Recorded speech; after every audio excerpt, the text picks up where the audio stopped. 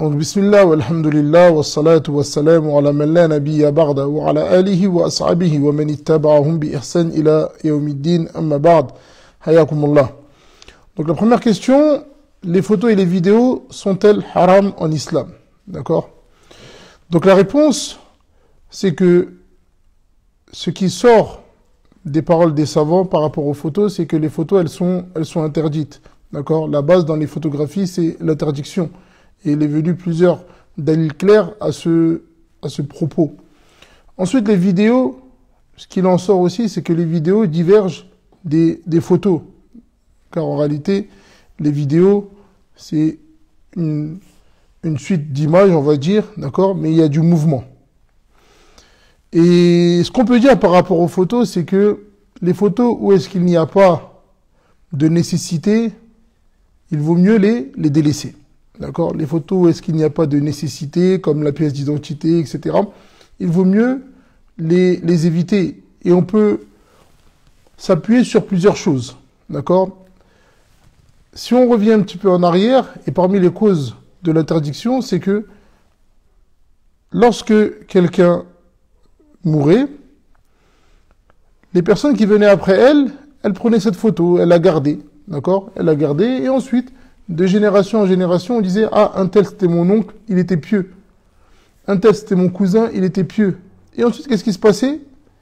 Quelques générations après, lorsque l'ignorance, elle arrivait dans cette famille, ils se mettaient à demander à tel cousin ou à tel grand-père. Et ils disaient que lui, il était pieux. Donc, parmi les causes de l'interdiction des photos. Ensuite, parmi aussi les causes connues avant et à notre époque, il y a la sorcellerie. D'accord? Et combien sont les personnes qui ont retrouvé leurs photos, les photos de leurs enfants, attachées sur un arbre ou enterrées dans une forêt avec des inscriptions écrites en arabe à l'envers. Donc toutes ces choses-là, en réalité, elles doivent nous faire prendre conscience qu'il faut délaisser, surtout lorsqu'il n'y a pas d'utilité. Allahu ta'ala a'lam.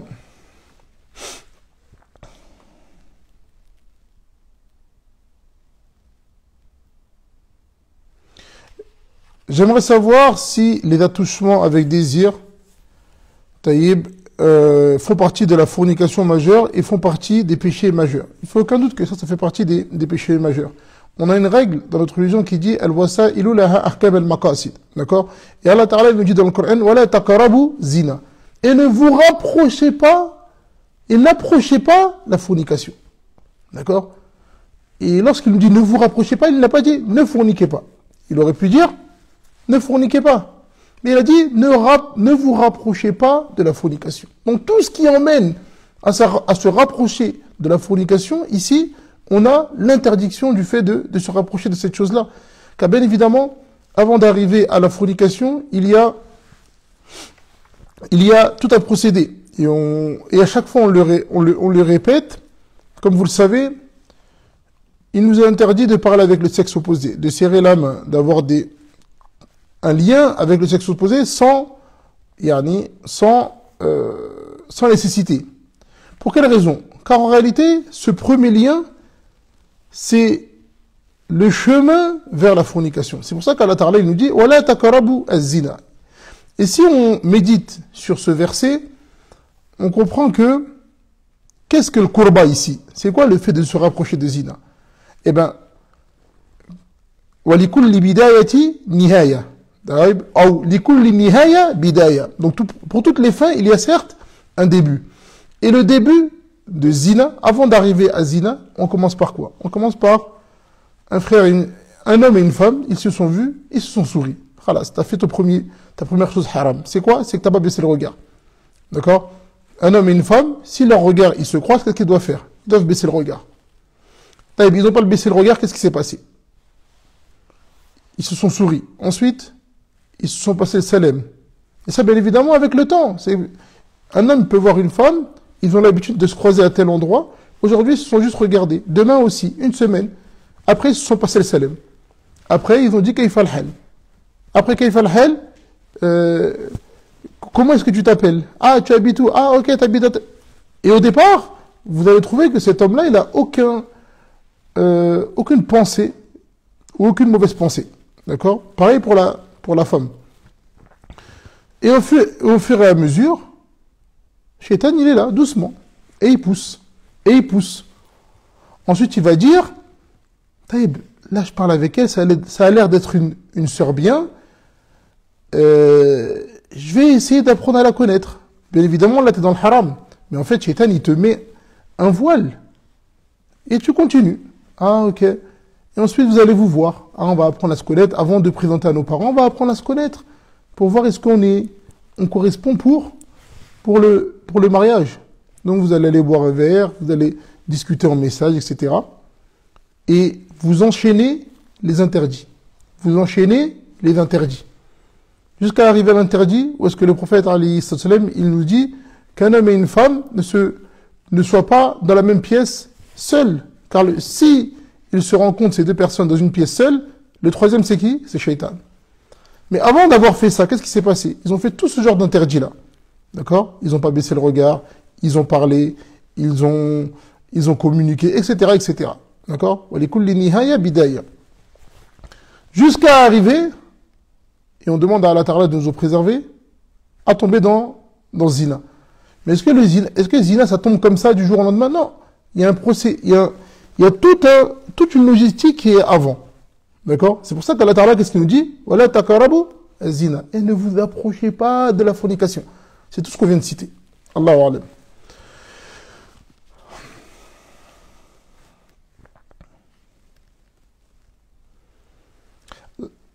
La prochaine question, elle parle par rapport aux intérêts. D'accord? Aux intérêts bancaires. C'est-à-dire que chaque année, au début de l'année, ils versent les intérêts bancaires. Et cette personne, elle nous dit, j'ai fait une aumône d'environ le même montant, sans mettre l'intention que cet argent provient de ces intérêts.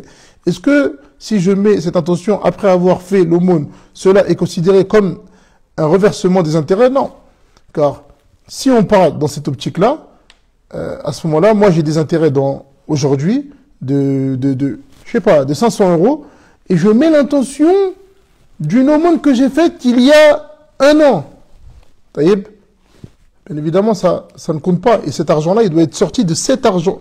Ou ces intérêts-là doivent être sortis de cet argent-là. D'accord? On les retire et puis on les met plutôt dans une mosquée ou dans une chose qui va profiter à l'ensemble des musulmans. Allahu A'lam.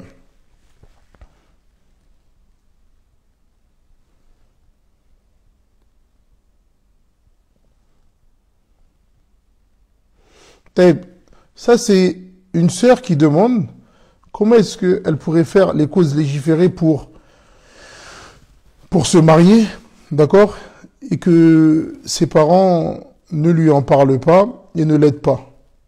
Et elle ne voudrait pas forcément chercher toute seule pour éviter de tomber dans l'illicite.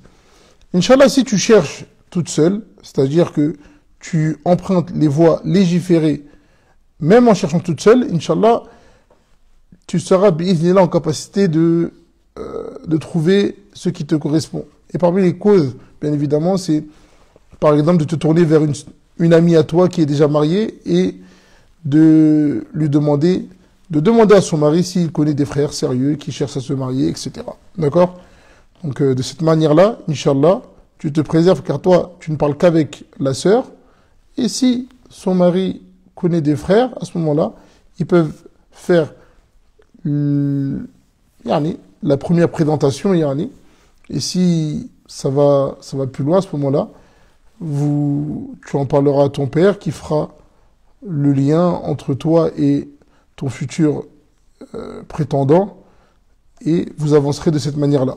Allahu A'lam.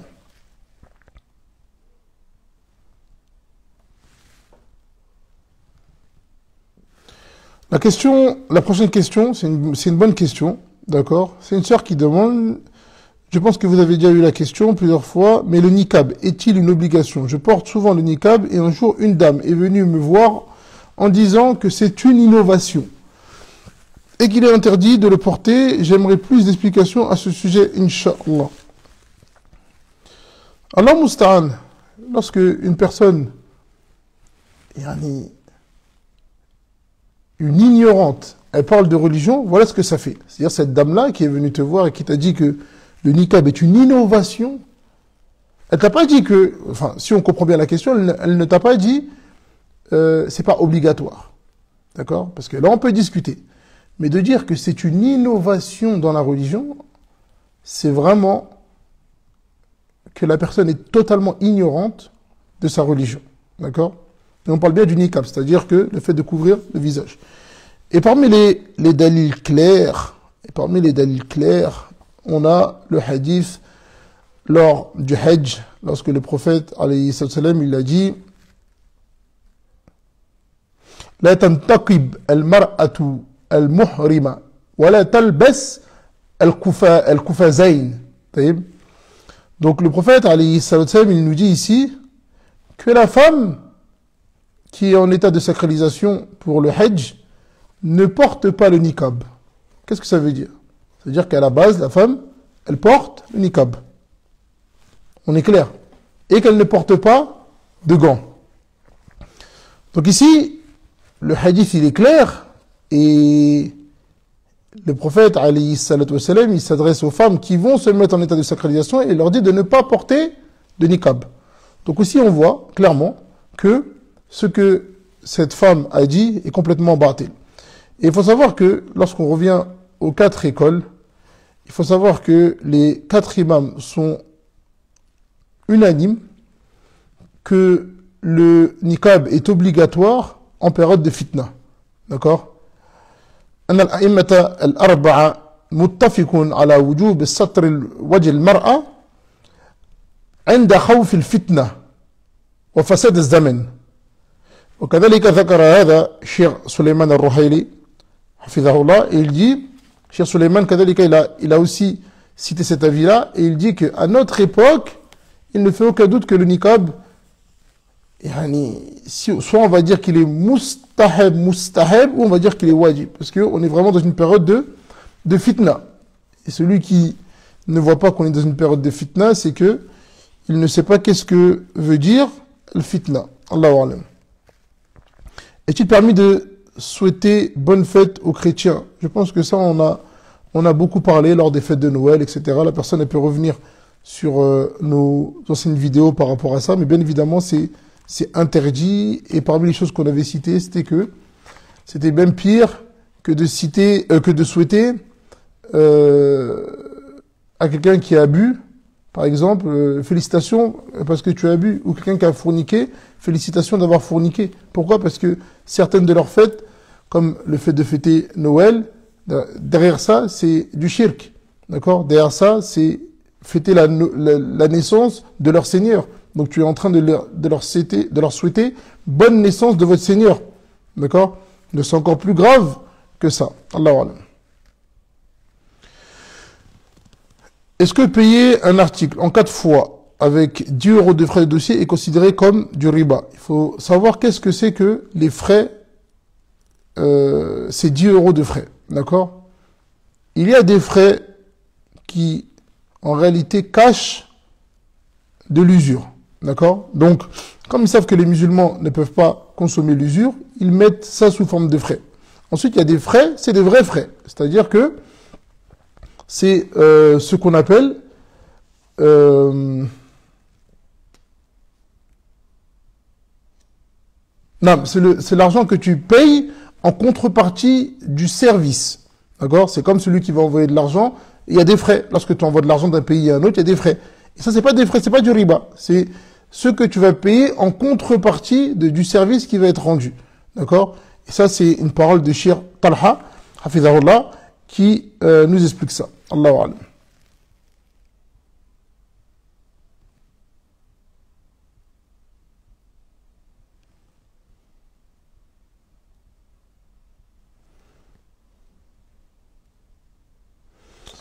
Et parmi les questions, on a peut-on retarder le Isha? Alors je ne sais pas si c'est un homme ou une femme qui parle.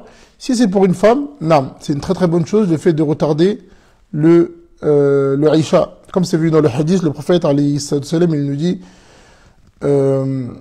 لولا أن أشك على أمتي لأمرتهم بتأخير العشاء إلى ثلث الليل. Donc le prophète, alayhi salam, il nous dit dans ce hadith-là, si je n'avais pas peur de mettre en difficulté ma communauté, je leur ai ordonné de retarder le Isha dans son dernier temps. D'accord? Ça, c'est pour la femme. Pour l'homme, c'est autre chose. Pourquoi? Parce que l'homme, il a l'obligation de prier à la mosquée. Donc l'homme doit prier en ces temps à la mosquée.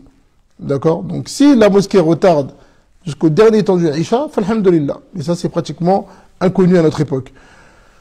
Si, qadar Allah, il a raté la prière à la mosquée pour X ou Y raison, et qu'il doit prier à la maison, à ce moment-là, le mieux, c'est qu'il retarde. Allahu alam.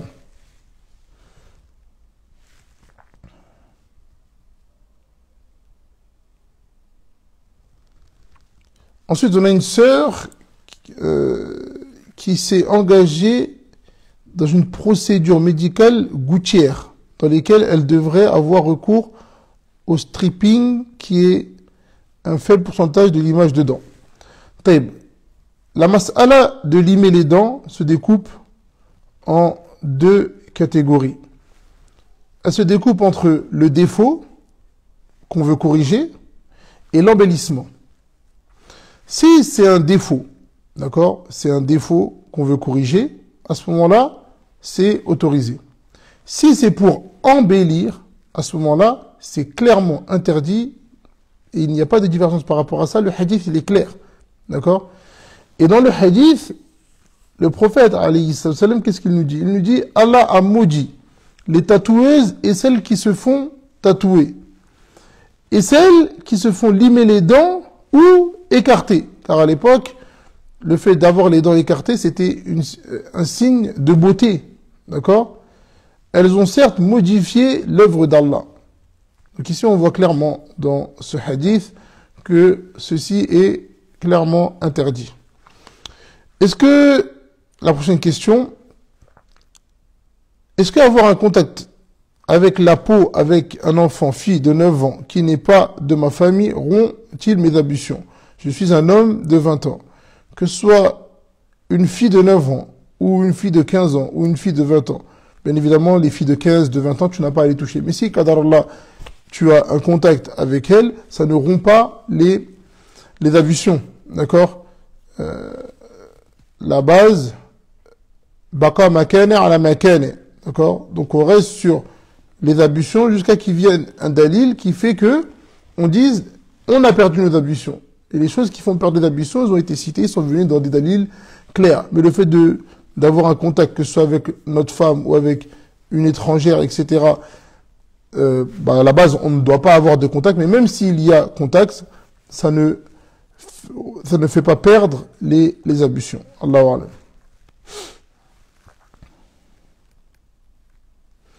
Durant la prière, lorsqu'on ressent quelque chose comme du thé qui remonte de notre gorge, notre bouche, et qu'on le ravale, est-ce que cela annule la prière? Tout dépend si c'est en très grande quantité ou pas. Mais vu la question, c'est en petite quantité, à ce moment-là, la majorité des savants voient que la prière n'est pas annulée. Allahu a'lam. Quel est le jugement de mettre un vêtement touché par des excréments de chien dans la machine à laver avec d'autres vêtements purs suffit pur? Est-ce que ça suffit y aller pour que ce soit purifié? Non, si la machine elle tourne correctement, Inch'Allah, le vêtement à ce moment-là, il va être purifié.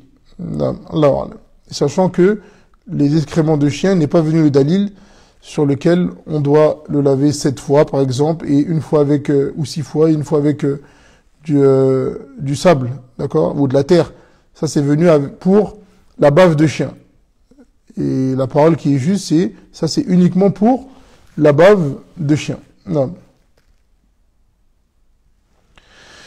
Et parmi les meilleures des questions qui sont venues, il y a cette question-là.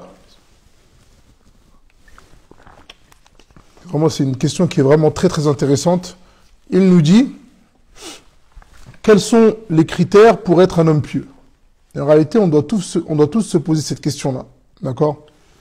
Et il choisit un hadith. Et en réalité, ce hadith-là, il va répondre, là, on aurait pu choisir beaucoup de choses, hein, mais c'est ce hadith-là qui m'est venu en tête. Et Et ce hadith-là, je pense que fi kifaya. قال النبي عليه الصلاة والسلام اعبد الله كأنك تراه فإن لم تكن تراه فإنه يراك واعدد نفسك في الموت وإياك ودعوة المظلوم فإنها تستجاب ومن استطاع أن يشهد الصلاتين العشاء والصبح ولو حبوا فليفعل. Donc le prophète alayhi salatu wassalam, il dit dans ce hadith, adore Allah comme si tu le voyais. Et certes, si tu ne le vois pas, tu sais certes que lui te voit. Ensuite, il nous dit, compte ta propre personne parmi les morts. Et ensuite, il nous dit, prends garde à l'invocation de celui qui subit une injustice, car elle est certes exaucée. Et celui d'entre vous qui peut assister aux deux prières, le Isha et le Fajr, le Subh, et même si c'est en rampant, qu'il le fasse. Donc ici, dans la parole du prophète, alayhi salam, beaucoup d'éléments. Le premier élément, adore Allah. Et Allah Ta'ala nous dit وَمَا خَلَقْتُ الْجِنَّ وَالْإِنسَ إِلَّا لِيَعْبُدُونَ. Je n'ai pas créé les djinns et les hommes que pour qu'ils m'adorent. Donc adore Allah comme si tu le voyais. Car certes, toi tu ne le vois pas, mais lui te voit. Premier élément. Ensuite, compte ta propre personne parmi les morts. Non, compte comme si tu étais déjà mort. Et dans un autre hadith, le prophète, alayhi salam, il nous dit, le plus intelligent d'entre vous, c'est celui qui se rappelle souvent la mort. Car constamment, il va œuvrer pour l'au-delà. Et il va délaisser la vie d'ici-bas. Celui qui oublie la mort, il vit comme si il n'allait jamais mourir. Ensuite, il dit, prends garde à l'invocation de celui qui subit une injustice. Donc ne fais pas de zulm.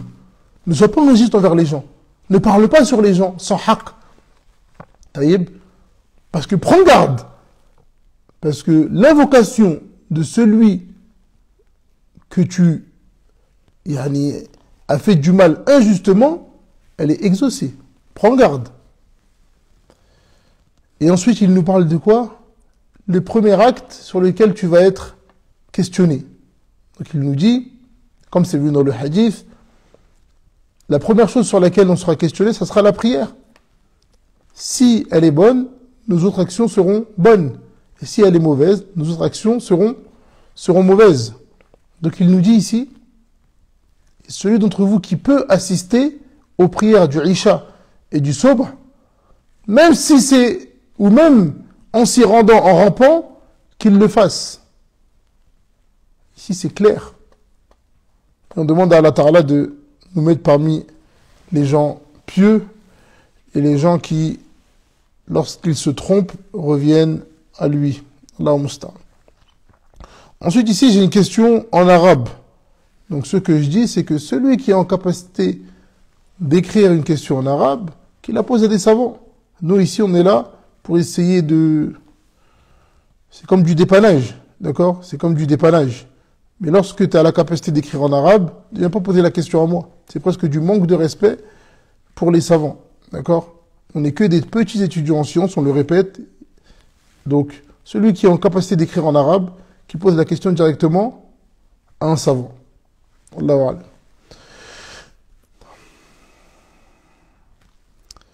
Comment rembourser un vol d'il y a plusieurs années? Comment rembourser lorsque on ne sait plus qui est la personne qu'on a volée? À ce moment-là, si tu sais la chose que tu as volée, par exemple un téléphone qui avait une valeur de 300 €, d'accord? Tu prends ces 300 € là et tu les fais en sadaka pour cette personne. D'accord? Tu les fais en sadaka pour cette personne. Non. La personne elle demande par rapport à la prière du witr. Taïb. Est-ce que c'est possible de la prier directement après le Isha? Donc, comme c'est vu dans le hadith, le prophète, alayhi salam, il nous dit, Man khashiya minkum an la yastayqiz min akhir al-layl falyutir min awwalihi. Donc le prophète, alayhi salam, il nous dit, celui qui a peur de ne pas se réveiller à la fin de la nuit, qu'il prie al-witr au début de la nuit. D'accord? Donc celui qui a peur, il se dit, ah, peut-être que je vais pas me réveiller. À ce moment-là, il prie l'isha, il fait les sunan et ensuite il prie directement le witr. C'est mieux que de ne pas le faire. D'accord? Et dans le hadith, وَمَنْ تَمِعَ مِنْكُمْ أَنْ يَكُمْ آخِرَهُ فَلْيُتِرْ آخِرَ اللَّيْلِ فَإِنَّهُ أَفْضَلُ. Donc, dans la fin du hadith, le prophète, alayhi salam, il nous dit, mais celui qui pense pouvoir se réveiller, à ce moment-là, il le prie à la fin de la nuit, et c'est ce qui est le meilleur. D'accord? Donc voilà, Allahu a'lam. En tant que musulman pratiquant, lorsqu'une personne ou plusieurs non-musulmanes se moquent pour rire sur certaines choses de la religion en ma présence et que je leur dis que c'est mal, suis-je complice ou non? Que dois-je faire? Ce que tu dois faire, déjà, c'est que si ta présence auprès de ces personnes-là, tu as dit c'est des personnes, tu n'as pas dit ma mère, mon père ou quelqu'un de ta famille. Donc, en réalité, et ça c'est un sujet que beaucoup de musulmans ne maîtrisent pas, même parmi certains imams, certains qui se disent imams en France, etc., ne maîtrisent pas, c'est que la base, un musulman n'a rien à faire avec un non-musulman. C'est difficile, on le dit d'une manière, voilà, c'est quelque chose de clair, mais il n'y a pas de base, il n'y a pas d'amitié avec quelqu'un qui n'est pas musulman, Maintenant, si c'est pour l'appeler à l'islam, c'est-à-dire que tu côtoies cette personne-là parce que tu l'appelles à l'islam, tu travailles avec elle, et ça te permet aussi de l'appeler à l'islam, à ce moment-là, il n'y a pas de souci. Mais dire que je suis ami avec un non-musulman, c'est mon ami, c'est mon frère, ça c'est une erreur. Pour quelle raison? Ici, nous avons l'habitude de citer un exemple, et celui qui est sincère, qui entend cet exemple-là, il dit, ce que cette personne-là dit, c'est vrai. Et parmi les exemples qu'il nous donne, il nous donne l'exemple de celui qui insulte ta mère. Donc celui qui passe son temps à insulter ta mère. Ta mère, elle est comme ça. Ta mère, elle est comme ça. Est-ce que tu peux accompagner cette personne? Est-ce que tu peux prendre cette personne-là comme allié, comme ami, et dire c'est mon frère? Bien évidemment que tu ne prendras pas cette personne-là en allié. Alors que dire de celui qui insulte ton Seigneur? Que dire de celui qui insulte ton messager? Que dire que celui qui dit que celui qui a créé les cieux et la terre, c'est Jésus? Comment est-ce que toi, tu viens et tu restes avec ces personnes-là? Là est la question. Est-ce que ta mère, elle a plus d'importance à tes yeux que le prophète, alayhi salatu wassalam? Or que le prophète, alayhi salatu wassalam, lorsque Omar ibn al-Khattab, il lui a dit, tu étais la personne que je détestais le plus. Et aujourd'hui, tu es la personne que j'aime le plus après moi. Il a dit non. Il a dit, là, ya Omar, là. Il a dit, là. Il a dit, tu ne seras pas vraiment croyant tant que tu ne m'aimeras pas plus que ta personne. Il a dit, elle haine, ya Rasulallah. Maintenant, tu es la personne que j'aime le plus et encore plus que ma propre personne. Alors, que dire de la position de notre Seigneur? Et ces personnes-là insultent ton Seigneur. Même si ce n'est pas en ta présence, leurs actes, c'est une insulte. Ils ne reconnaissent pas la place de ton Seigneur, la place de ton prophète, alayhi salatu wassalam. Et à côté de ça, tu dis c'est mon frère, c'est mon ami. Hada khata. Et malheureusement, le fait qu'on ait vécu en France, on a du mal à dire ça, ou on a du mal à comprendre ça. Mais c'est quelque chose de clair. Et ne mélangez pas tout entre le vivre ensemble et le culte ensemble. C'est des choses différentes. Attention. Le vivre ensemble, c'est le fait de ne pas nuire aux autres. D'accord? Surtout, pour ceux qui vivent dans ces pays-là. De ne pas leur nuire. D'accord? On ne te dit pas qu'un tel est chrétien, tu dois aller le voler, comme certains y pensent. Notre religion, elle n'appelle pas à ça. On doit le voler, on doit mentir sur lui, on doit lui Non, on est juste. Le musulman, c'est quelqu'un de juste, que ce soit avec les musulmans ou avec les non-musulmans. D'accord? Mais ça ne veut pas dire que on va devenir leurs alliés. Alors que eux, ces personnes-là, elles traitent notre Seigneur. D'accord? En espérant que ça a été bien compris, et malheureusement, je sais que il y a beaucoup de gens qui vont pas être d'accord. La vérité, elle est lourde. Donc, s'il y a des personnes qui sont pas d'accord avec ça, on fera dua pour eux pour que elles puissent comprendre dans le futur que al-haq wa al-haq wa laysa hunaka ta'addud. Comme ils disent, il n'y a pas de polygamie dans la vérité. Si on dit que ça c'est blanc, ça ne peut pas être noir à la fois. Soit c'est blanc, soit c'est noir. Allahumma musta'an.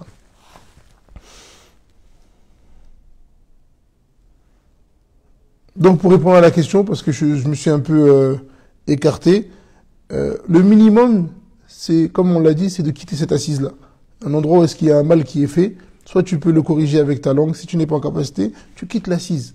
Et tu te désavoues avec ton cœur. Non.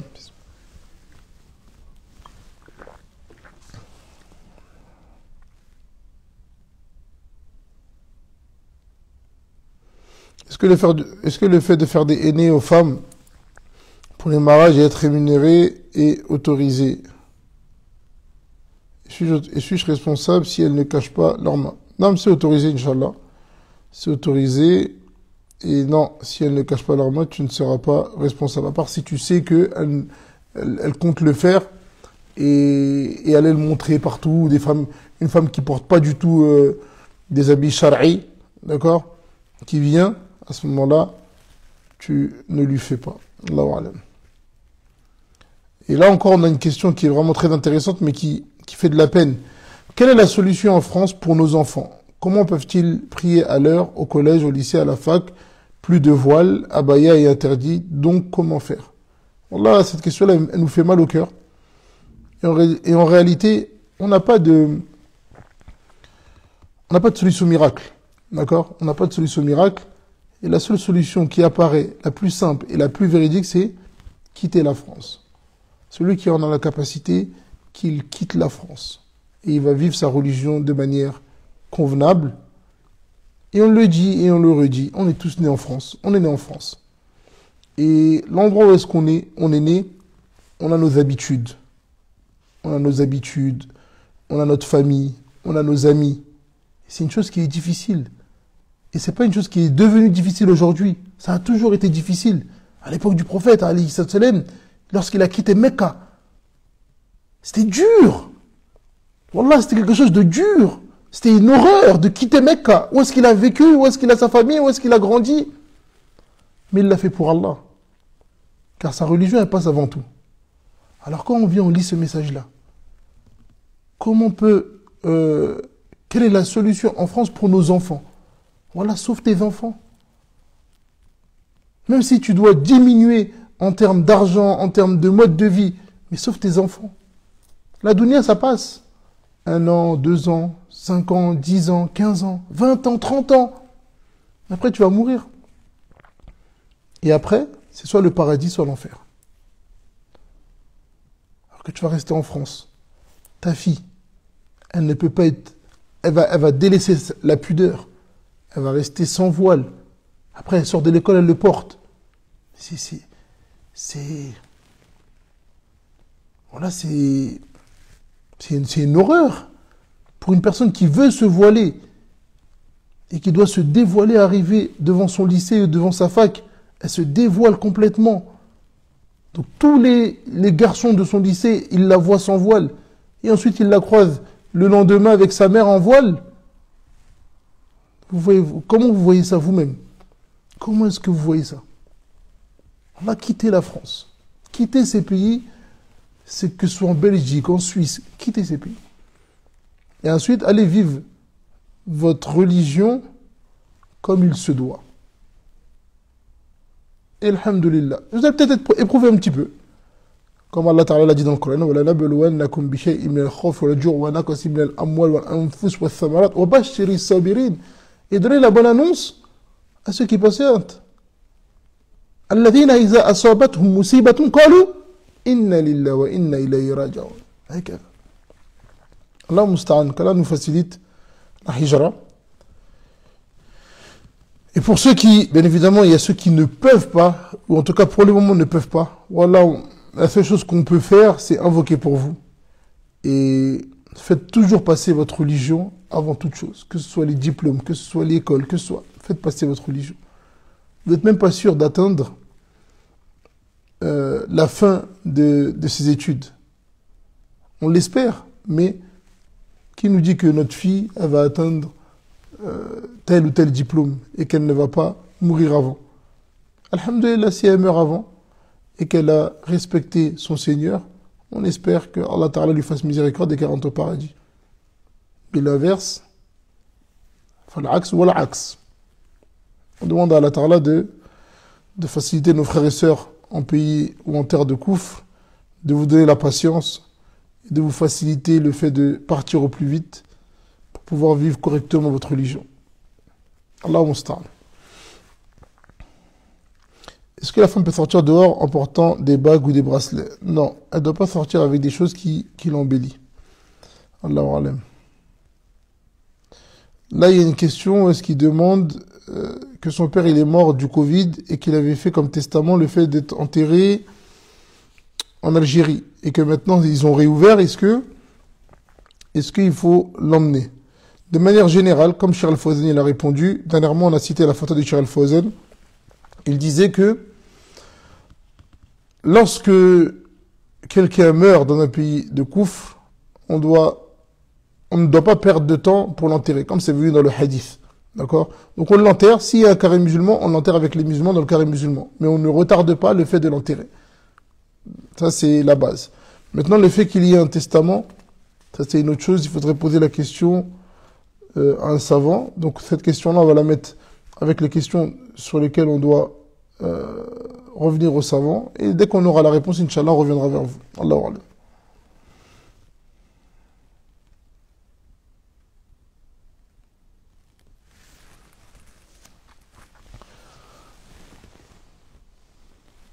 Ici, on a une question, et le frère, il nous dit que c'est un frère qui aime sa religion, qui aime un reconverti, et qui essaie de rester sur le droit chemin, mais qui à chaque fois retombe dans les péchés, et que ça l'emmène à avoir et ensuite il fait des invocations, qui ne sont pas exaucées, et ça l'emmène à avoir une mauvaise opinion de son Seigneur.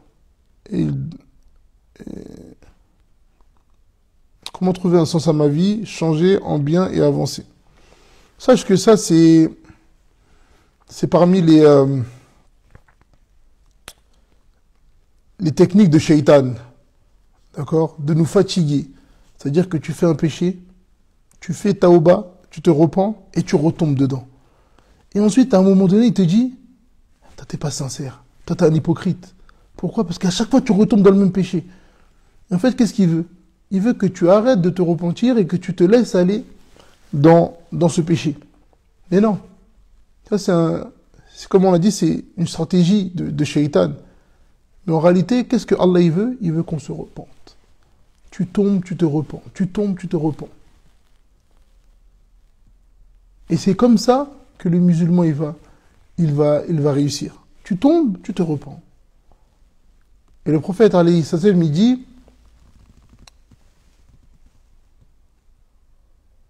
Nadem Tauba. Non, Nadem Tauba. Le fait de regretter, c'est un repentir. Et dans un autre hadith, le prophète, alayhi sallam, il nous dit, celui qui se repent, c'est comme s'il n'avait pas commis de péché. Donc continue à te repentir. Et à être meilleur qu'avant. À être meilleur qu'avant. Et à te rapprocher d'Allah. Le fait d'accomplir la prière, le fait de jeûner, toutes ces bonnes actions, elles vont faire que ta foi va augmenter et que tu seras en capacité de t'écarter des péchés. D'accord? Mais ne désespère jamais de ton Seigneur. Et souviens-toi du hadith de l'homme qui avait tué 99 personnes. Est-ce que tu es arrivé à ça? Et pourtant, Allah, il a accepté son repentir. Ensuite, il a tué 100 personnes. Mais il a continué à se repentir. Il a continué à vouloir demander pardon. Et Allah, qu'est-ce qu'il a fait? Il a accepté son repentir et il l'a fait rentrer au paradis. Non, c'est ça. L'important, c'est la bonne fin. Comment faire face à des parents qui nous empêchent d'étudier la science, ne serait-ce que d'écouter un cours de 1 heure? Je ne sais pas comment, surtout à notre époque, Allahu Alam, comment est-ce que des parents ils peuvent nous empêcher d'étudier. Mais si on part dans l'optique où ses parents sont vraiment en capacité de l'empêcher d'étudier,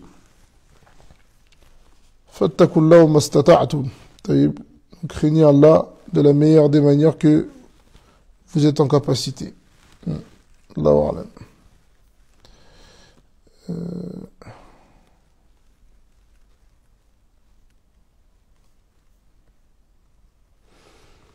Quelle base en sciences religieuses faut-il pour se marier? Le prophète, alayhi salam, il nous dit Talabul ilm faridatun ala kulli muslim. Donc il nous dit la recherche de science est une obligation pour tous les musulmans. Et ici, les savants, lorsqu'ils expliquent ce hadith, ils nous disent que la recherche de science qui est voulue ici, c'est la science obligatoire.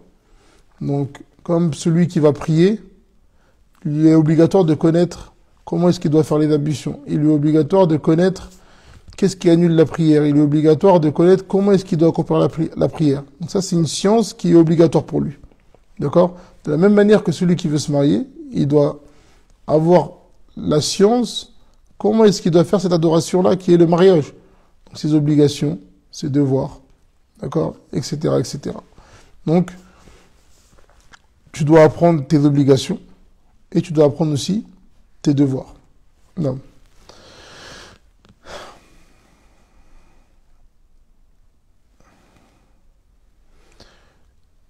Est-ce qu'il est licite de vendre des bijoux plaqués or sur une boutique en ligne, e-commerce, donc une vente à distance des bijoux plaqués or est-il considéré comme de l'or? Bon, je sais pas. Lorsqu'on parle de plaqué or, j'ai oublié de faire la recherche par rapport à ça. Al-Muhim, ce qui est connu, c'est que l'or, d'accord, elle nécessite, lors de la vente, que ce soit, comme c'est venu dans le hadith, yadan biyadin. D'accord? Yadan biyadin. Donc le prophète, alayhi sallam, il a dit, al-dhahab bil-dhahab, wal-fidda bil-fidda, wal-bur bil-bur, wal-sha'ir bil-sha'ir, wal-mil bil-mil, mithlan bi-mithli, sawa'an bi-sawa'in, yadan biyadin. D'accord? Donc le prophète, alayhi sallam, il nous dit, traduction rapprochée, l'or pour l'or, le blé pour le blé, l'orge pour l'orge, les dattes pour les dattes, le sel pour le sel, à part égale, main à main. C'est-à-dire qu'il n'est pas autorisé de payer et ensuite de recevoir l'or 2 jours après. Ça, c'est interdit. Donc ça doit être fait main à main. C'est-à-dire que vous allez au magasin, vous payez l'or, vous prenez l'or, il prend l'argent, dans la même assise. D'accord? Et parmi les solutions qu'on peut donner à la personne qui vend des bijoux sur Internet, c'est que le paiement soit effectué à la remise. C'est-à-dire que si, par exemple, vous avez un point de relais où est-ce que vous envoyez le bijou, alors à ce moment-là, lorsque la personne va récupérer son produit au point relais, elle effectue le paiement. Allahu Akbar.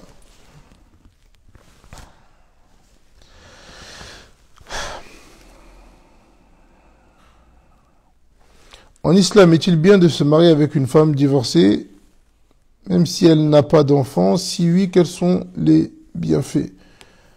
En tout cas, en islam, il n'y a pas de mal au fait d'épouser une femme qui est divorcée. D'accord? Car comme vous le savez, c'est pas souvent, c'est pas tout le temps. Cette femme, ou le fait qu'elle soit divorcée, ça ne veut pas dire que c'est une mauvaise femme. Il est possible qu'elle est tombée sur un mauvais époux. D'accord? Ou que ça n'a pas marché pour X ou Y raison, d'accord?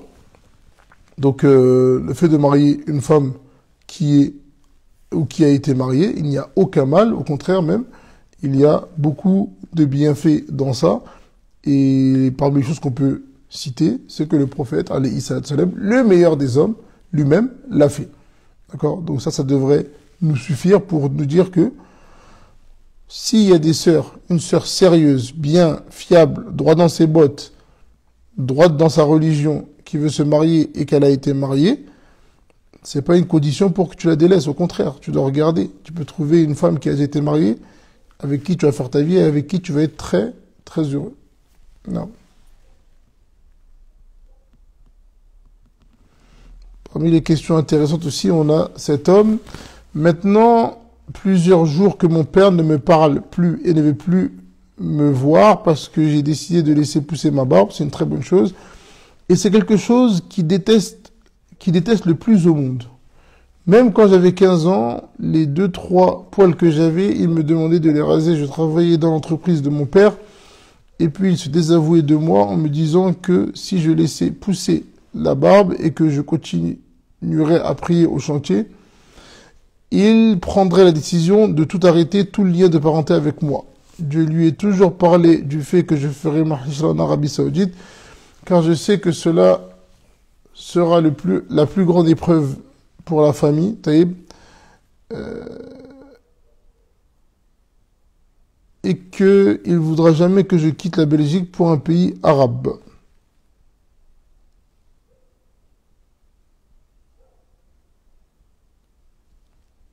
Bon, excusez-moi, elle est un peu longue la question, mais le mouhim, Samy, ça va, Inch'Allah, je suis perdu, je dis sans que je prenne dans ces de mon père.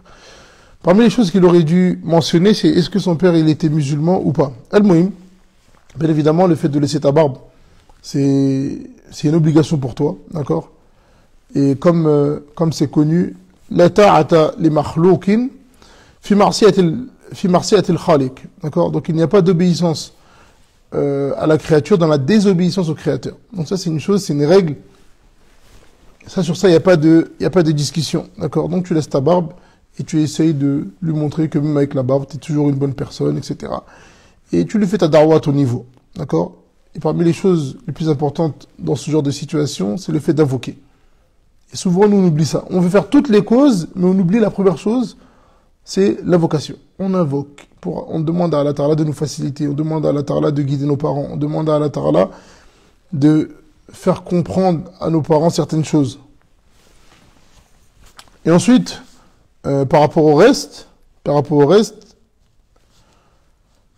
ce qui t'est obligatoire, avec ou sans l'accord de tes parents, d'accord? Mais tu dois œuvrer de la meilleure des manières avec eux. Tu dois œuvrer de la meilleure des manières avec eux. Les choses sur lesquelles ils t'appellent, qui ne sont pas en adéquation avec notre religion, bien évidemment, tu ne les écoutes pas. Mais, ça ne veut pas dire que tu dois avoir un mauvais comportement avec eux. Tu dois avoir le meilleur des comportements. Et c'est de cette manière-là que, Inch'Allah, tu vas les emmener vers le haqq. Comme c'est vu dans le Coran, وَإِنْ جَاهَدَاكَ عَلَىٰ أَنْ تُشْرِكَ بِي مَا لَيْسَ لَكَ بِهِ عِلْمٌ فَلَا تُطِعْهُمَا وَصَاحِبْهُمَا فِي الدُّنْيَا مَعْرُوفًا. Donc Allah Ta'ala il nous dit, s'il t'appelle à faire des choses dont tu n'as aucune science, ne les suis pas. Et ici, quand il parle ici, c'est le shirk ou ça peut être aussi les péchés, d'accord? À couper ta barbe, etc. فَلَا تُطِعْهُمَا. Mais en dehors de ça, وَصَاحِبْهُمَا فِي الدُّنْيا مَعْرُوفًا. Mais accompagne-les en dehors, ou accompagne-les dans la dunya, dans la vie d'ici-bas, de la meilleure des manières. Non, Allahu Akbar. Quelle est la réelle différence entre sunnite et salafi, sachant que les deux suivent le Coran et la sunna sur la compréhension des prédécesseurs? J'ai entendu que la salafia a été créée au 19e siècle. Comment est-ce que quelque chose a pu être créé au 19e siècle, or que la salafia, c'est le fait de suivre les pieux prédécesseurs. Et qui sont les pieux prédécesseurs? Les gens qui ont vécu à l'époque du prophète, alayhi salam. Donc comment est-ce que ça a pu être créé au 19e siècle, or que la seule chose qu'est-ce que ça veut dire à salafia? C'est le fait de suivre les pieux prédécesseurs. D'accord? Donc, il n'y a pas de différence entre as-sunnite ou as-salafi. D'accord? Maintenant, il faut comprendre pourquoi est-ce qu'on a pris cette tasmiya-là. D'accord? Pourquoi est-ce qu'on dit as-salafi? Et une fois qu'on a compris ça, tout est très très simple. À la base, on n'a pas besoin de dire as-salafi. À la base, on n'a pas besoin de dire as-salafi. Pourquoi? Parce qu'à la base, on est des musulmans. Donc il n'y a aucun souci par rapport à ça. Comme on voit certains imams qui disent oui, Allah Ta'ala nous a appelés les musulmans, donc on n'a pas besoin de... Il n'y a pas de souci par rapport à ça. La problématique, elle est où? C'est que, à l'époque, les musulmans suivaient qu'une seule voie. Et à ce moment-là, on s'appelait les musulmans. Mais lorsque les Khawarij sont venus, ils disent, on est des musulmans. Mais eux, on sait que c'est des Khawarij. D'accord? Et le prophète, alayhi salam, il les a nommés. Il a dit qu'ils étaient au plus bas degré de l'enfer. D'accord? Donc, quand les Khawarij viennent, les Soufis viennent, les Tabliris viennent, les Ikhwani viennent, et chacun vient avec un courant. À ce moment-là, il ne suffit plus de dire je suis musulman. Parce que quand tu dis je suis musulman, on peut comprendre que tu es Soufi, on peut comprendre que tu es Tablir, on peut comprendre que tu es Ikhwani, on peut comprendre... Donc ici, nous, on veut juste préciser que, on est des musulmans, on prend le Coran et la Sunna. Pourquoi est-ce qu'on dit le Coran et la Sunna? Pourquoi est-ce qu'on ne dit pas seulement musulmans? Il y a des Coraniyoun qui, eux, ne prennent pas le Coran. Donc quand tu vas dire je suis musulman, tu rentres aussi les Coraniyoun. Eux, ils disent je suis musulman. Or qu'eux, ils ne prennent pas la Sunna. C'est vrai ou pas? Donc il y a les Coraniyoun qui ne prennent pas la Sunna. Ils délaissent tous les hadiths. Ils disent nous, on prend que le Coran. On en a déjà parlé. Donc on dit, nous d'abord, on prend le Coran. Le Coran, tous les musulmans prennent le Coran. Mais est-ce que c'est tous les musulmans qui prennent la Sunna? Là, et les Coraniyoun qui se disent musulmans et qui ne prennent pas la Sunna du prophète, alayhi salatu wassalam.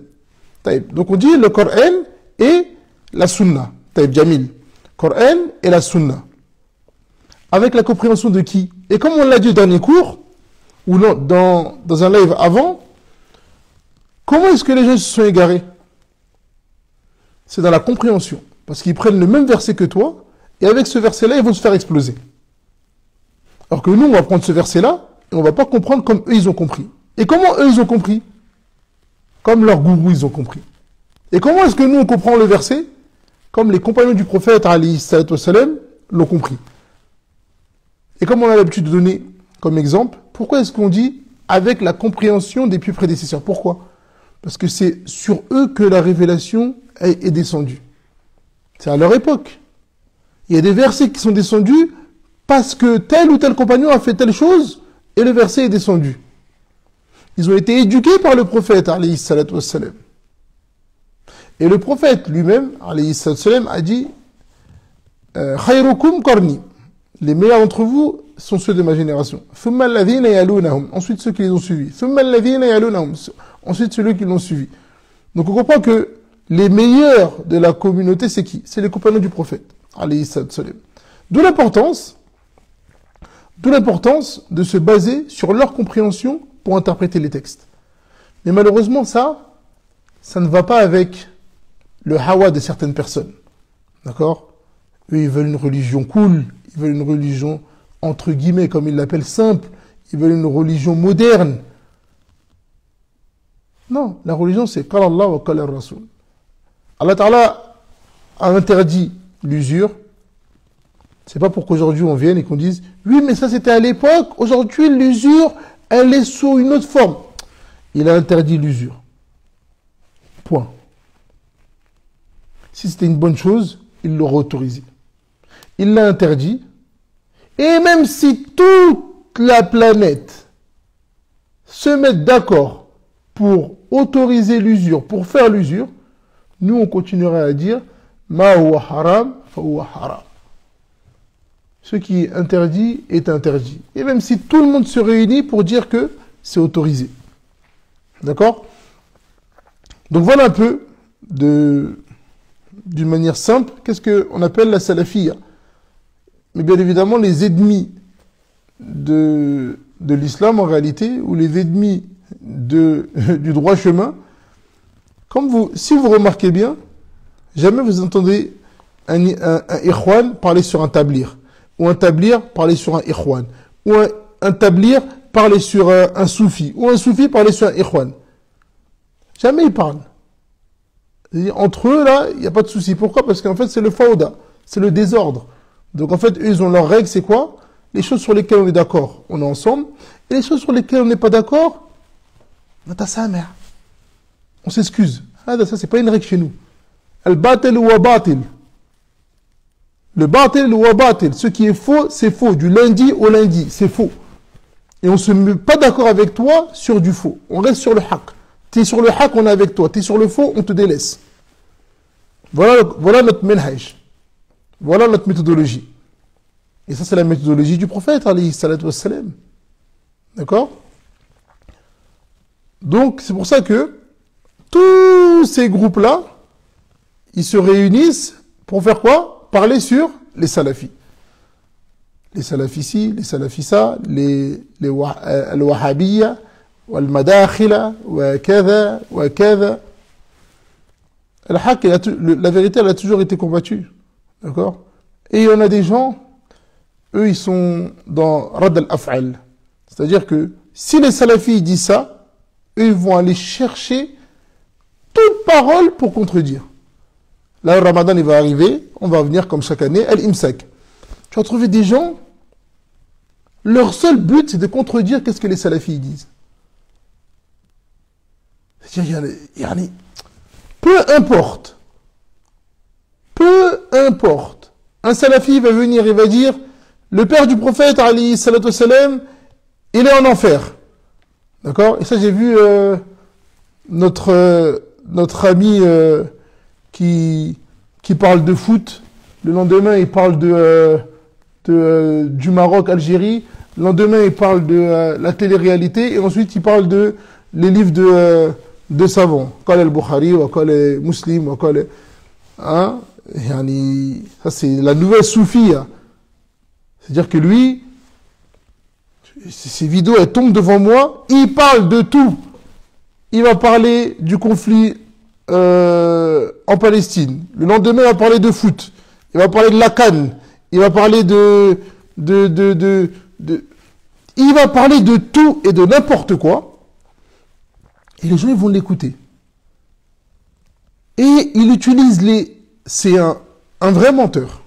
Il utilise les hadiths ou les paroles des savants et il les tourne à sa sauce. Alors que lorsqu'on revient dans les livres des savants, on voit les choses claires. C'est pas ce que tu es en train de dire. Et ensuite, il veut faire tourner le cœur des gens. Par exemple, je suis tombé sur une de ces vidéos et apparemment, il y a des gens qui ont dit que la mère du prophète, alayhi salam, elle était en enfer. Et ça, c'est la majorité des savants qui disent ça. Et lui, il vient avec d'autres paroles. Oui, mais il y a 3 paroles en réalité parce que... Et il vient, il donne son argumentation. Et ensuite, il dit, mais c'est quoi le bienfait? Regardez, hein. Il dit, c'est quoi le bienfait de venir et de dire que la mère du prophète, alayhi salam, elle est en enfer? Une chose qui rend malheureux le prophète, alayhi salam. Pourquoi est-ce que vous faites ça? Là, en fait, il est en train de jouer avec vos sentiments. Parce que, même si ça rend le prophète, alayhi salam, malheureux, si c'est une chose qui est avérée, on ne peut pas laisser les musulmans dire sa mère elle est au paradis parce que c'est la mère du prophète, non. Si c'est une chose qui est avérée, la croyance des musulmans, si on dit que sa mère est en enfer, on dit la mère du prophète est en enfer. Mais on ne joue pas avec les cœurs des musulmans pour dire ouais mais pourquoi tu fais ça or que c'est une chose qui va faire mal au prophète? Taïb, on va regarder les textes. Un homme est venu voir le prophète alayhi salam et il l'a questionné. Aina Abi. Un des compagnons a demandé Aina Abi, où est-ce qu'il est mon père? Le prophète alayhi salam, qu'est-ce qu'il lui a répondu? Inna Abi wa abaka finnar. Donc le prophète alayhi salam, il lui a répondu certes, mon père et ton père sont dans le feu de l'enfer. Qu'est-ce que tu nous réponds à ça? Oui, mais ça lui fait mal, donc on ne doit pas citer le hadith. C'est du jeu en fait qu'il fait. Il se met derrière sa caméra et... Mais qu'est-ce qu'on va attendre d'un soufi qui s'amuse à danser et qui veut faire des débats avec tout le monde pour montrer qu'il a raison? Mais on va pas faire de débat avec toi, mon ami. on va pas faire de débat avec toi parce que tu n'en vaux pas la peine et que nous, on est juste là pour montrer tes erreurs claires de temps en temps. Ensuite, on laisse les gens juger et les gens, ils comprendront. D'accord? Et dans un autre hadith, le prophète, alayhi salatu wassalam, qu'est-ce qu'il nous dit? Et regardez, dans notre religion, il n'y a pas une affaire de cœur dans ça. Les textes, c'est les textes. Même pour le prophète, alayhi salatu wassalam. Regardez qu'est-ce qu'il nous dit, le prophète. Il nous dit, si Fatima, la fille du prophète, alayhi salatu wassalam, elle vole, je lui couperai la main. Vous allez dire quoi? Vous allez dire que le prophète, alayhi salatu wassalam, il n'aime pas sa fille? Non, il l'aime. Mais il dit, même si la fille de Mohammed, alayhi salatu wassalam, elle volait, je lui couperai la main. C'est lui-même qui le dit avec sa bouche. Donc ne vous faites pas avoir avec des gens qui veulent faire passer un tel ou un tel pour des méchants. D'accord? La religion, c'est la religion. Al-haq ou al-haq. Donc faites attention de qui vous prenez votre science. Une personne qui parle de foot, ensuite qui vous parle de tennis, de MMA, il vous fait des montages, et puis après il vient, il prend une position comme si c'était un savant ou un étudiant, et après le lendemain il vous parle de catch. Qu'est-ce que vous faites avec ces personnes-là, franchement? Prenez la religion de personnes sérieuses. Prenez la religion des personnes qui ont étudié. Prenez la religion des personnes qui vous parlent de manière sérieuse et qui vous ramènent des éléments sérieux. Mais ne prenez pas votre religion de rigolos qui passent leur temps à vouloir contredire seulement les salafis. C'est tout ce qu'ils font. Allah musta'an. Qu'Allah nous guide vers le droit chemin.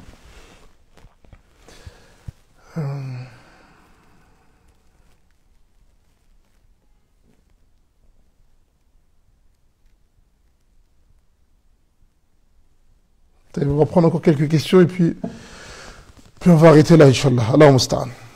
Ma femme est commerçante depuis quelques années. Elle a démarré son activité seule. Puis, quand nous avons eu des enfants, elle a tout arrêté. Quelques années plus tard, on a relancé son commerce car mon activité professionnelle me permet d'être présent pour elle. Pour être un peu plus clair, ma femme répond aux clientes sur les réseaux sociaux et s'occupe du site internet, tandis que moi, je récupère la marchandise chez les fournisseurs et envoie le colis. Ai-je le droit de toucher un quelconque bénéfice de ce travail? Non, il ne fait aucun doute que tu as le droit de toucher un quelconque bénéfice. Après, on va dire, faites attention. D'accord? Comme c'est venu dans un hadith, parmi les signes de la fin des temps, l'homme et la femme vont travailler ensemble. D'accord? Ou vont faire de la tijara ensemble. Et ça, c'est une situation qui ramène beaucoup de problèmes. D'accord? Surtout lorsque, par exemple, c'est la femme qui a fait la société, et ensuite l'homme, entre guillemets, il travaille pour elle. L'homme ne doit pas travailler pour sa femme. D'accord?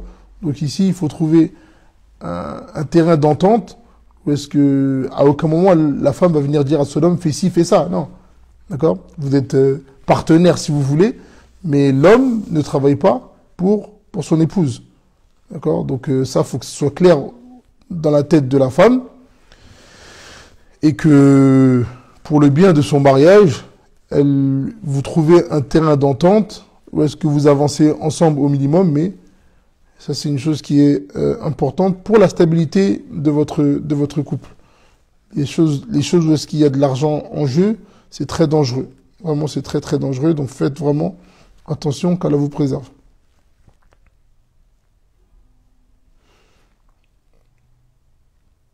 Comme on sait, les images d'êtres vivants accrochées dans les maisons font fuir les anges. Est-ce que la télé aussi peut être considérée comme une image? La question elle est mal posée. D'accord? La question elle est mal posée. La question ici, elle doit être, est-ce que la télé doit être dans nos maisons? D'accord? Et comme Cheikh Albani, il disait les télés, pour ceux qui ont la capacité, ne mettez pas de télé chez vous. La télé, c'est une chose qui est vraiment très dangereuse. En réalité, vous faites rentrer Shaitan chez vous. Parce que vous ne pouvez pas maîtriser qu'est-ce que vos enfants vont regarder. Vous pouvez peut-être maîtriser ce que vous allez regarder. Mais ce que vos enfants vont regarder, vous ne pouvez pas maîtriser. D'accord? Tomber sur des séries, où est-ce qu'ils appellent à la perversité, où est-ce qu'ils ont des rapports entre les hommes et les femmes, on ne pourra pas baisser le regard, parce que l'homme qui va se sortir devant la télé, il va tomber sur des femmes, donc il n'aura pas baissé son regard, et l'inverse, pareil. D'accord? Donc celui qui est en capacité de ne pas faire rentrer la télé chez soi. Ne la faites pas rentrer. Ne la faites pas rentrer. On a assez déjà avec les téléphones et les ordinateurs. Alors si vous rajoutez encore la télé, c'est une catastrophe. Et vous trouvez que même des non-musulmans, pareil, il ne faut pas rentrer la télé chez eux. Parce qu'ils savent que c'est une perte de temps et ça bousille le cerveau. Et voyez comment ils mettent leurs choses en les unes après. Les infos par exemple. Pendant 24 heures, ils remettent les mêmes infos. Et ils nous bourrent le cerveau. Il y a des gens qui détestent les musulmans à cause des infos. Parce qu'ils ont écouté en boucle, terroristes, les musulmans, niqab, halal, etc. Au point où ils détestent les musulmans alors qu'ils n'ont jamais connu un musulman. La première fois qu'ils rencontrent un musulman, la petite vieille là, l'homme il vient, il l'aide à porter ses courses, et il dit mais vous n'êtes pas comme à la télé vous, madame. Donc voilà un peu les choses en lien avec la télé.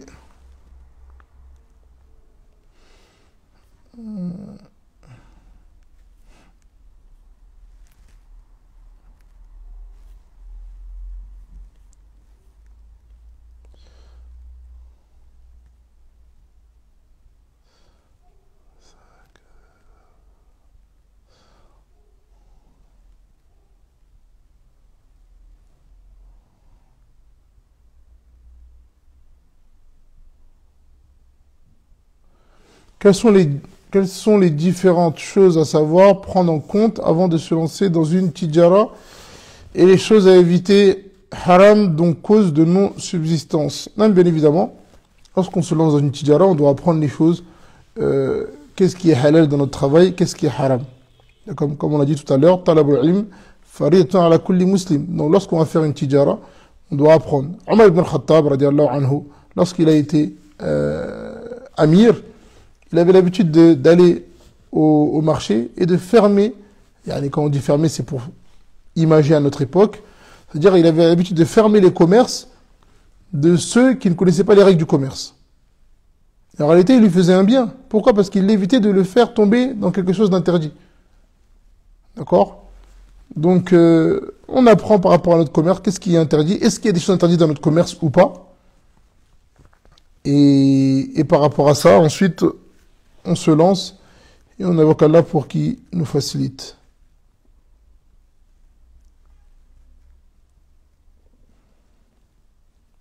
Une question par rapport au tasbih. Donc après la prière, etc., comment est-ce qu'on doit faire? Parmi les choses qui nous ont été rapportées et qui apparaissent le plus clair, ils nous disent, parmi les manières de faire, il y a le fait de rabattre ses doigts comme ça. Subhanallah, subhanallah, subhanallah, subhanallah, subhanallah. Taïb, yani de cette manière-là.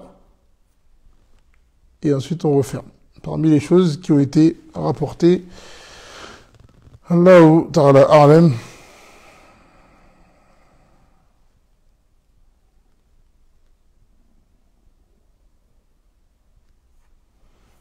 Inch'Allah, on va en rester là.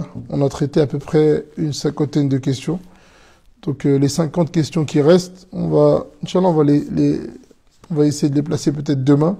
Je vois qu'il y a 49 messages. Ça, c'est seulement pour m'abattre, taïb. Donc je ne pourrai pas y répondre, bien évidemment. Donc Allah musta'an, ceux qui ont des questions urgentes, Inch'Allah, vous me les envoyez en message privé et dès que je pourrai, Inch'Allah, je vais essayer d'y répondre. On demande à Allah Ta'ala de nous faciliter, de nous guider vers le droit chemin, en espérant que cette assise leur ait été profitable au plus grand nombre. N'oubliez pas d'invoquer pour les frères qui nous donnent un coup de main aussi pour répondre aux questions. N'oubliez pas vos frères et vos sœurs en Palestine. N'oubliez pas vos frères et vos sœurs en Palestine. Invoquez pour eux. Invoquez pour que Allah Ta'ala leur donne la patience et leur donne la victoire. Et à la kulli hal, Allah Ta'ala il a dit Inna Allah ma'as sabirin. Donc Allah Ta'ala il dit il est certes avec les patients. On demande à Allah Ta'ala de nous guider vers le droit chemin et de nous raffermir, de nous préserver de l'égarement et de nous préserver sur la sunna et de nous donner la bonne compréhension de sa religion et de nous rajouter en crainte Et Wallah musta'an. On demande à Allah Ta'ala de nous faciliter. Allah Ta'ala a'la wa a'lam. Wa sallallahu ala nabiyyina Muhammad wa ala alihi wa ashabihi